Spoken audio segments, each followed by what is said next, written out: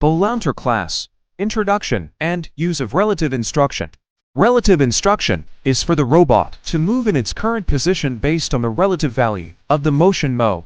We can tick relative and posture line or posture curve line or free path in editor as per H path to operate the robot in relative motion.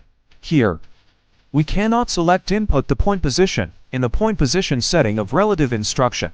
We can only fill in the input point position manually. We must review and understand the previous courses on setting up posture lines, posture curve line, and free paths in advance. Relative instructions combines the operating characteristics of three motion instructions. Calculate the specific motion position of the point by inputting the relative value data of the point, thereby achieving the relative point motion of the robot. For example, the relative free path. Tick relative and free path, and click on the right input the endpoint option box. Here will appear the setting of J1 to J6.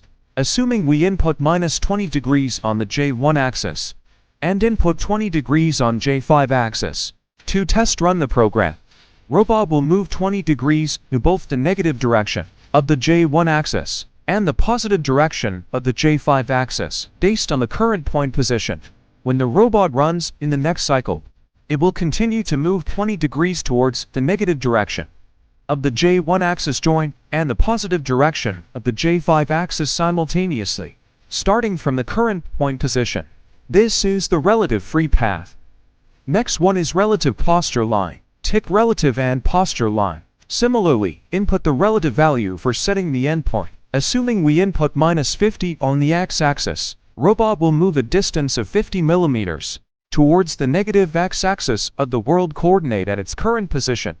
If you want robot to move a relative gesture, you can run the robot to move in a relative gesture by setting the relative values of the U, V, and W axes. The same operation applies to relative posture curve line. Firstly, we set the starting point position through a posture line or free path. Then tick relative and posture curve line. Click input midpoint and endpoint. Input the relative value of the point position on the XYZUVW axis. Finally, test run the robot. We can see robot moves to the midpoint by calculating relative values from the starting point.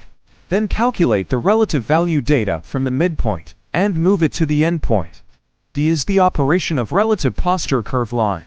It should be noted that, when using relative posture line or relative joint instruction, if robot stops midway and restarts, it will continue to move the set relative instruction value, using the stop position as a reference point. Above is the BORUNTE class, introduction, and use of relative instruction. Any questions about the content? Welcome to ask questions in the comments. Follow me for more technical information.